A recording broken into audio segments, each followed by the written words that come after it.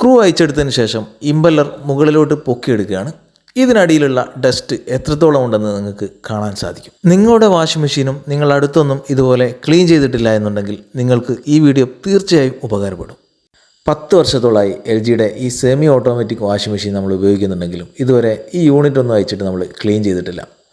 ഇതിൻ്റെ മുകളിലുള്ള ഈ ഫിൽട്ടർ അയച്ചിട്ട് ഇടയ്ക്കിടയ്ക്ക് നമ്മൾ ക്ലീൻ ചെയ്യാറുണ്ടെങ്കിലും അടിയിലുള്ള ഇമ്പല്ലർ അല്ലെങ്കിൽ പൾസേറ്റർ എന്നൊക്കെ വിളിക്കുന്ന ഈ യൂണിറ്റ് അയച്ച് നമ്മൾ ക്ലീൻ ചെയ്തിട്ടില്ല. എന്തായാലും ഇതിനടിയിൽ നല്ല രീതിയിൽ ചളി ഉണ്ടാവുമെന്ന് എനിക്ക് ഉറച്ച വിശ്വാസമുണ്ട്. എന്തായാലും നമുക്ക് അയച്ചു നോക്കാം. ആദ്യം തന്നെ ഒരു മൈനസ് സ്ക്രൂ ഡ്രൈവർ എടുത്തിട്ട് ഇതിന് മുകളിലുള്ള ഈ ക്യാപ്പ് ചെറിയ രീതിയിൽ തിക്കിയിട്ട് നമുക്ക് ഊരിയെടുക്കാൻ പറ്റും. അങ്ങനെ ഊരിയെടുക്കുന്ന സമയത്ത് ഇതിനടിയിൽ നമുക്ക് കാണാൻ പറ്റുന്നത് നല്ല രീതിയിലുള്ള ചളിയാണ്. ഇതിനടിയിലൊരു സ്ക്രൂ ഉണ്ട്, പക്ഷേ ആ സ്ക്രൂ കാണാൻ സാധിക്കുന്നില്ല. നല്ല കട്ട ചളിയാണ്. ആ സ്ക്രൂ നമുക്ക് ഊരിയെടുക്കണം.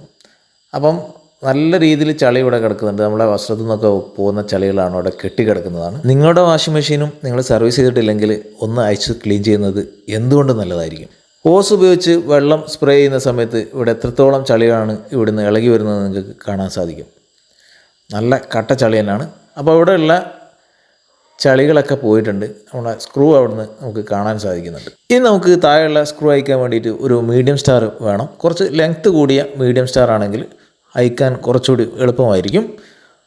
ജസ്റ്റ് ഇടത്തെ കൈ നിങ്ങളുടെ ആ ഇമ്പല്ലറിൽ ജസ്റ്റ് ഒന്ന് ഹോൾഡ് ചെയ്ത് വെച്ചതിന് ശേഷം അയക്കുകയാണെങ്കിൽ സിമ്പിളായിട്ട് ഇത് ഉരുപോരും. ലേഡീസിന് വരെ വളരെ സിമ്പിളായിട്ട് ഇത് അയച്ചെടുക്കാൻ സാധിക്കും. ആ ഒരു രീതിയിലാണ് എല്ലാ കമ്പനികളും ഈ ഒരു യൂണിറ്റ് നിർമ്മിച്ചിട്ടുള്ളത്. അപ്പോൾ സ്ക്രൂ ഊരി കഴിഞ്ഞു. ഇനി നമ്മൾ ഈ ഇമ്പല്ലർ മുകളിലോട്ട് പൊക്കിയെടുക്കുകയാണ്. അപ്പോൾ അതിന് അടിയിലുള്ള ഒരു അവസ്ഥ നിങ്ങൾ കാണണം. വസ്ത്രങ്ങളിൽ നിന്ന് പോകുന്ന ഒരുപാട് നൂലുകൾ, അതിൽ അടിഞ്ഞുകൂടിയ ചളികൾ എല്ലാം കൂടി ഈ ഇമ്പല്ലറിൻ്റെ അടിയിൽ മൊത്തത്തിൽ റൗണ്ടിൽ പറ്റിപ്പിടിച്ച് കുടുങ്ങി കിടക്കുകയാണ്. കൂടാതെ ഇതിനടിയിലുള്ള ഭാഗവും നല്ല രീതിയിൽ ചളിയുണ്ട്. സെൻറ്ററിൽ വരുന്ന ആ പോർഷനിലൊക്കെ നല്ല രീതിയിൽ ചളിയുണ്ട്. എന്തായാലും നല്ല രീതിയിൽ നമുക്ക് ക്ലീൻ ചെയ്തെടുക്കണം. നിങ്ങളുടെ വാഷിംഗ് മെഷീൻ കൂടി നിങ്ങളൊന്ന് അയച്ച് ചെക്ക് ചെയ്യുന്നത് നല്ലതായിരിക്കും. ഈ രീതിയിൽ നിങ്ങൾ അയച്ചിട്ട് ക്ലീൻ ചെയ്തിട്ടൊന്നുമില്ല എന്നുണ്ടെങ്കിൽ എത്രയും പെട്ടെന്നൊന്ന് അയച്ചിട്ട് ക്ലീൻ ചെയ്യാൻ നോക്കണം. എല്ലാ വീട്ടിലുമുള്ള വാഷിംഗ് മെഷീനിൽ ഒരേ രീതിയിലുള്ള അഴുക്കായിരിക്കില്ല ഉണ്ടാവുക. പല രീതിയിലുള്ള ഇതിൽ കൂടിയും കുറഞ്ഞും ഒക്കെയുള്ള അഴുക്കുകളുണ്ടാവും. അപ്പോൾ ഇത് കൂടുതൽ ഇങ്ങനെ പറ്റിപ്പിടിച്ച് കഴിഞ്ഞാൽ ഇതിൻ്റെ മോട്ടോർ സ്റ്റക്കായി പോകാനൊക്കെ ഉള്ള സാധ്യതയുണ്ട്. കൂടാതെ ഇത്രയും അഴുക്ക് ഇതിനടിയിൽ കിടക്കുന്ന സമയത്ത് ഈ ഇമ്പല്ലർ റൊട്ടേറ്റ് ചെയ്യുന്ന സമയത്ത് വെള്ളം റൊട്ടേറ്റ് ചെയ്തുകൊണ്ടിരിക്കുന്ന സമയത്ത് ഇതിനടിയിലുള്ള അഴുക്കുകൾ തീർച്ചയായും ആ വെള്ളത്തിൽ കലർന്ന് മുകളിലോട്ട് നമ്മളെ ഡ്രസ്സിലൊക്കെ നമ്മൾ വാഷ് ചെയ്തുകൊണ്ടിരിക്കുന്ന ഡ്രസ്സിലൊക്കെ ആവുന്നുണ്ട് നമ്മളറിയാതെ തന്നെ. അതുവഴി ഇഷ്ടം പോലെ രോഗാണുക്കൾ നമ്മുടെ വസ്ത്രങ്ങളിലൊക്കെ ഉണ്ടാവാനുള്ള സാധ്യതകളുണ്ട്. അതുകൊണ്ട് അടുത്തൊന്നും ക്ലീൻ ചെയ്യാത്ത ആളുകളുണ്ടെങ്കിൽ നിങ്ങളുടൻ തന്നെ അത് ക്ലീൻ ചെയ്യുന്ന കാര്യം ഒന്ന് പരിഗണിക്കണം എന്നുകൂടി ഞാൻ ഓർമ്മപ്പെടുത്തുന്നു. അപ്പോൾ നമ്മൾ ഹോസ് പിടിച്ചിട്ട് മൊത്തത്തിലൊന്ന് വാഷ് ചെയ്തെടുക്കുകയാണ്. അതിനകത്തുള്ള ചളികളൊക്കെ ഒന്ന് പോക്കിയെടുക്കുകയാണ്. ഹോസിൽ വരുന്ന വെള്ളത്തിൻ്റെ പ്രഷർ കൊണ്ട് അത്യാവശ്യം അതിനുള്ളിൽ ഇളകിക്കിടക്കുന്ന ചളികളൊക്കെ പോയിട്ടുണ്ട്. ഇനി പിടിച്ചു നിൽക്കുന്ന കുറച്ച് ചളികളാണുള്ളത്. അത് നമുക്ക് വാഷ് ചെയ്തെടുക്കണം. ബ്രഷ് ഉപയോഗിച്ച് നല്ല രീതിയിൽ വാഷ് ചെയ്യേണ്ടി വരും. അതിനു മുമ്പ് മുകളിലുള്ള ഈ ഒരു ഫിൽറ്റർ കൂടി നമ്മൾ ഒന്ന് അയച്ചെടുത്തിട്ട് ക്ലീൻ ചെയ്യാം. ഇത് ഇടയ്ക്കിടയ്ക്ക് എല്ലാവരും ഒന്ന് ക്ലീൻ ചെയ്യുന്നതായിരിക്കും. അപ്പോൾ ജസ്റ്റ് ഇത് ഊരിയെടുക്കുക. സിമ്പിളായിട്ട് ഊരിയെടുക്കാൻ പറ്റും. സോ അതിനുശേഷം ഒന്ന് നല്ല രീതിയിൽ വാഷ് ചെയ്ത് ക്ലീൻ ചെയ്ത് ഇതിന് ഉള്ളിലുള്ള ചളി കുറവാണ്. ഇടയ്ക്ക് വാഷ് ചെയ്തതുകൊണ്ട് തന്നെ ചളി കുറവാണ്. കൂടാതെ ഈ ഒരു ഫിൽറ്ററിന് ചെറിയൊരു ഹോൾസ് വീണിട്ടുണ്ട്. ഈ ഹോൾസ് ഇവിടെ വീണത് കൊണ്ട് ഇതിൽ പറ്റിപ്പിടിക്കേണ്ട പൊടികൾ ഇതിൽ പറ്റിപ്പിടിക്കാതെ താഴോട്ട് പോവുകയും താഴത്ത് കൂടുതൽ ബ്ലോക്ക് ആവുകയും ചെയ്യാനുള്ള സാധ്യതയുണ്ട്. അപ്പോൾ എന്തായാലും ഈ ഫിൽറ്റർ മാറ്റണം. തൽക്കാലം ഞാൻ ക്ലീൻ ചെയ്തതിന് ശേഷം ഇത് തന്നെ ഫിറ്റ് ചെയ്യുകയാണ്.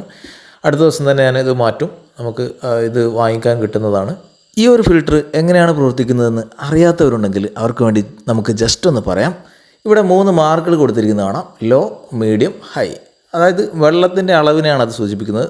വാഷ് ചെയ്യേണ്ട ഡ്രസ്സിൻ്റെ വെയ്റ്റിനനുസരിച്ച് നമ്മൾ വെള്ളം ചൂസ് ചെയ്യണം. ഏറ്റവും മിനിമം ലോ മാർക്ക് വരെയെങ്കിലും വെള്ളത്തിൻ്റെ അളവ് ഉണ്ടായിരിക്കണം. അങ്ങനെ ആകുന്ന സമയത്ത് മാത്രമേ നമ്മൾ വാഷ് ചെയ്യുന്ന സമയത്ത് ഈ റൊട്ടേറ്റ് ചെയ്തുകൊണ്ടിരിക്കുന്ന ഈ ഇമ്പല്ലർ റൊട്ടേറ്റ് ചെയ്തുകൊണ്ടിരിക്കുന്നതിനനുസരിച്ച് വെള്ളം ഇതിനകത്ത് റൊട്ടേറ്റ് ചെയ്തുകൊണ്ടിരിക്കും. അങ്ങനെ വെള്ളത്തിന് മുകളിലുള്ള പൊടികൾ, അഴുക്കുകൾ ഒക്കെ ഈ ഫിൽറ്ററിനകത്തേക്ക് കയറിപ്പോയിട്ട് ആ ഫിൽറ്ററിൽ തങ്ങി നിൽക്കും. അങ്ങനെ വാഷിന് ശേഷം ഡ്രസ്സിലുണ്ടാകുന്ന പൊടികൾ കുറയ്ക്കാൻ സഹായിക്കും. ഇനി നമുക്ക് സോപ്പ് പൗഡറും ബ്രഷും ഉപയോഗിച്ച് നല്ല രീതിയിൽ ഒന്ന് ക്ലീൻ ചെയ്തെടുക്കാം.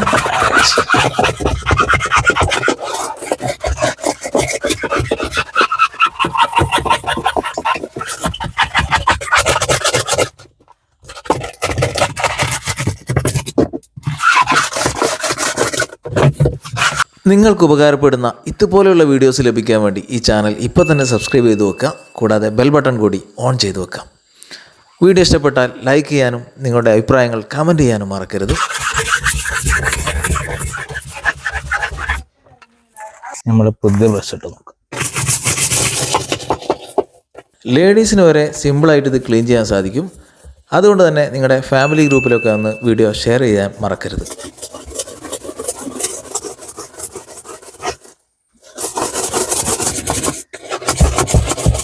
ഈ ബ്രഷ് ആകുന്ന സമയത്ത് ഇതിനകത്തെ കുറച്ചുകൂടി ഇറങ്ങിപ്പോയിട്ട് നമുക്ക് ക്ലീൻ ചെയ്യാൻ സാധിക്കും.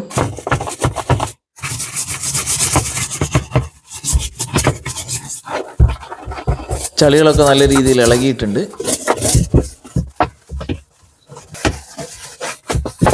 സൈഡ് വാളൊന്നും ഉരച്ചിട്ട് തീരെ പോകുന്നില്ല. അത് ചളിയല്ല, കറയാണ്. ഇനി നമുക്ക് വെള്ളം ഒഴിച്ചൊന്ന് കഴുകി നോക്കാം. നല്ല രീതിയിൽ ചളികൾ കാര്യങ്ങളൊക്കെ പോയിട്ടുണ്ട്. പിടിച്ച് കിടക്കുന്ന ചളികളൊക്കെ കംപ്ലീറ്റ് പോയിട്ടുണ്ട്.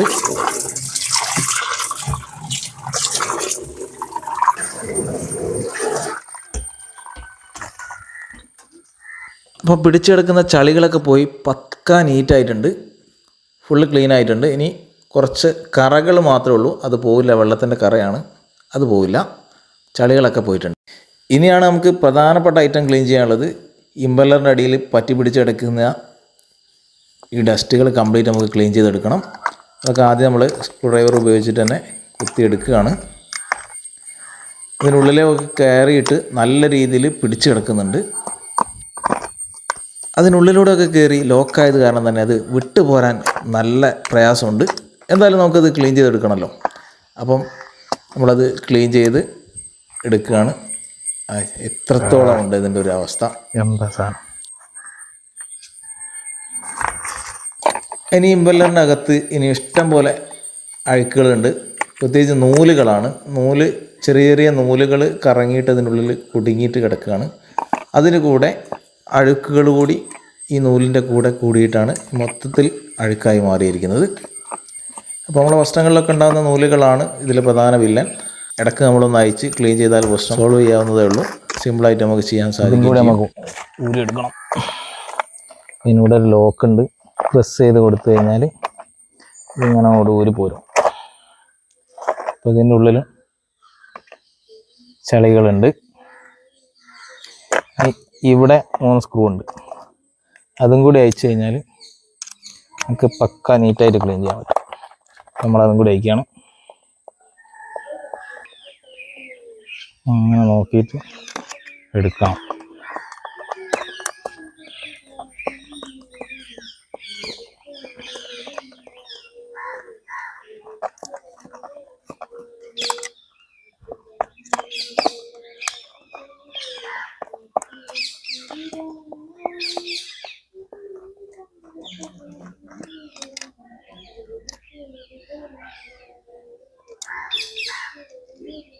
അപ്പം നൂലൊക്കെ ഇതിൻ്റെ ഉള്ളിൽ കൂടെയാണ് കുടിയും കിടക്കുന്നത്. ഇതൊക്കെ നമ്മൾ ക്ലീൻ ആക്കണം. അങ്ങനെ കാണുന്നുണ്ടല്ലേ? ഓക്കെ.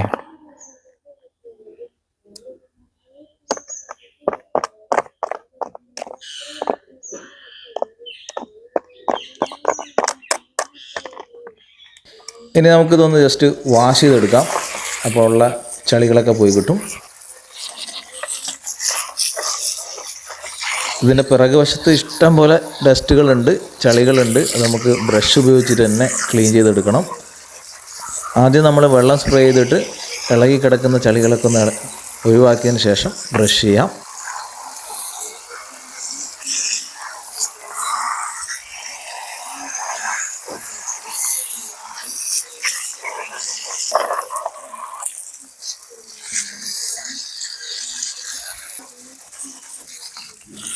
ഇതിനകത്ത് 3 സ്ക്രൂ ഉണ്ട്. ഈ സാധനം പോയി കഴിഞ്ഞാൽ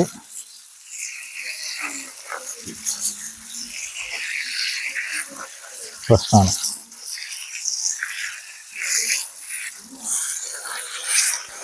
ഇതിനകത്തൊക്കെ ശരിക്ക് പ്രഷർ കൊടുത്തിട്ട് വാഷ് ചെയ്തെടുക്കണം കേട്ടോ. മുകളിലൊക്കെ നല്ല ഡസ്റ്റാണ്. ഇനി നമുക്ക് ബ്രഷ് ഉപയോഗിച്ച് നല്ല രീതിയിൽ വാഷ് ചെയ്തെടുക്കാം. ആ ഇമ്പല്ലറിൻ്റെ അകംവശവും പുറം വശവും അതിനിടയിലൊക്കെ ശരിക്ക് നല്ല രീതിയിൽ നമുക്ക് വാഷ് ചെയ്ത് ക്ലീൻ ചെയ്തെടുക്കണം. അപ്പോൾ സർഫും അതുപോലെ തന്നെ ബ്രഷ് ഉപയോഗിച്ചിട്ട് നല്ല രീതിയിൽ വാഷ് ചെയ്യാണ്.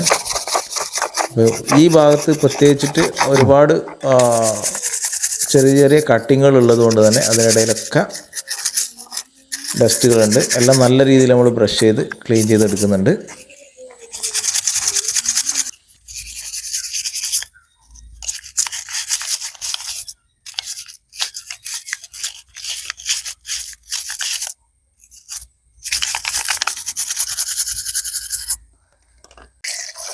ഇനി നമുക്ക് ഓസ് ഉപയോഗിച്ചിട്ട് വെള്ളം സ്പ്രേ ചെയ്തിട്ട് നല്ല രീതിയിലൊന്ന് വാഷ് ചെയ്തെടുക്കാം. അപ്പം പറ്റി പിടിച്ചെടുക്കുന്ന സോപ്പും അഴുക്കുകളും ഡസ്റ്റും കാര്യങ്ങളും കംപ്ലീറ്റ് ക്ലീനായി കിട്ടും. വളരെ നല്ല രീതിയിൽ തന്നെ ക്ലീൻ ആയിട്ടുണ്ട്.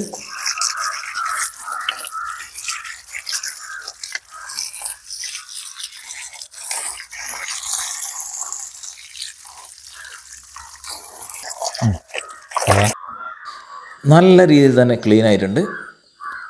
രണ്ട് ഭാഗവും നല്ല രീതിയിൽ വൃത്തിയായിട്ടുണ്ട്. ഇനി നമുക്ക് എല്ലാ യൂണിറ്റുകളും തിരിച്ച് ഫിറ്റ് ചെയ്യാനുള്ള പരിപാടികൾ നോക്കാം. അതിനായിട്ട് ഇമ്പല്ലറിൻ്റെ മുകളിൽ നമ്മൾ ലാസ്റ്റ് അയച്ചെടുത്ത ഈ യൂണിറ്റ് നമ്മൾ ഫിറ്റ് ചെയ്യാം.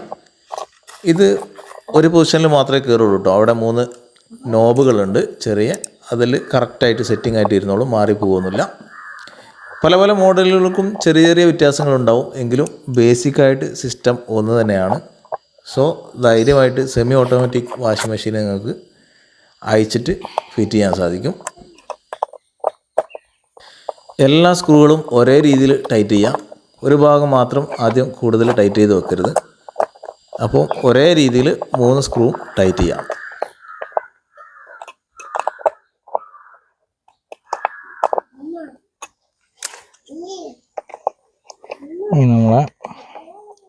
നമ്മൾ വെച്ചിട്ട് പ്രസ് ചെയ്യാം. That's all. ഒരു പ്ലേറ്റ് ഉണ്ട്, അതിൻ്റെ അടിയിലുണ്ട്. ഇങ്ങനെ തന്നെയാണ് കേട്ടോ വരേണ്ടത്. ഇനി ഇമ്പല്ലർ തിരിച്ച് ഫിറ്റ് ചെയ്യാൻ വേണ്ടിയിട്ട് ആദ്യം തന്നെ ഈ പ്ലേറ്റ് ഈ മോട്ടറിൻ്റെ നോബിൻ്റെ മുകളിൽ ഫിക്സ് ചെയ്യുക. അതിനുശേഷം ഇമ്പല്ലർ അതിൻ്റെ മുകളിൽ സിമ്പിളായിട്ട് വെച്ചാൽ മതി. കറക്റ്റ് സീറ്റിംഗ് ആയിരുന്നോളും. ഇനി സെൻറ്ററിൽ വരുന്ന ആ സ്ക്രൂ ജസ്റ്റ് ടൈറ്റ് ചെയ്ത് കൊടുക്കുക.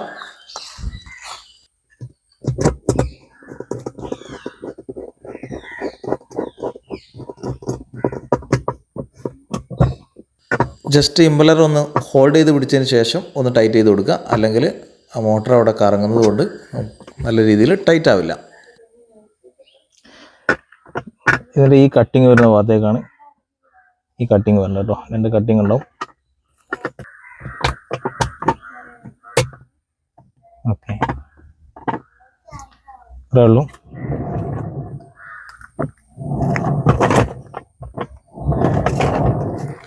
അപ്പോൾ നമ്മളെ വാഷിംഗ് മെഷീൻ സർവീസിങ് കഴിഞ്ഞിട്ടുണ്ട്. വീടിന് പുറത്ത് വെച്ചുകൊണ്ടാണ് ഈ യൂണിറ്റ് ഉപയോഗിക്കുന്നത്. അതുകൊണ്ട് തന്നെ നല്ല രീതിയിൽ ബോഡി വെയിലടിച്ചിട്ട് ഫെയ്ഡായിട്ടുണ്ട്.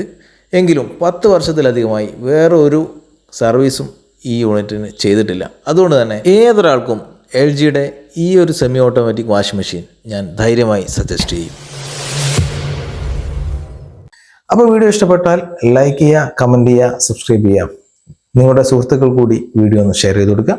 മറ്റൊരു പുതിയ വീഡിയോയുമായി നമുക്ക് വീണ്ടും കാണാം. അതുവരേക്കും ബൈ.